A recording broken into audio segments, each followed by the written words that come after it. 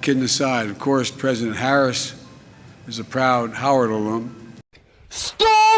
Today, he called Kamala Harris president again. Oh, well, I never called Mike Pence president. I'll tell you, I can't imagine what's going on. It's hard to believe. It started in politics because of the civil rights movement. Because I sat in a black church after going to 7 o'clock mass, I'm a... Hey, you know what? My head just exploded listening to you. I have no idea how to respond. happened to be a practicing Catholic. At 10 o'clock on the east side, getting ready to go out and desegregate restaurants and movie theaters in my state. Oh my God! During the 60s, I was, in fact, very concerned about the civil rights movement.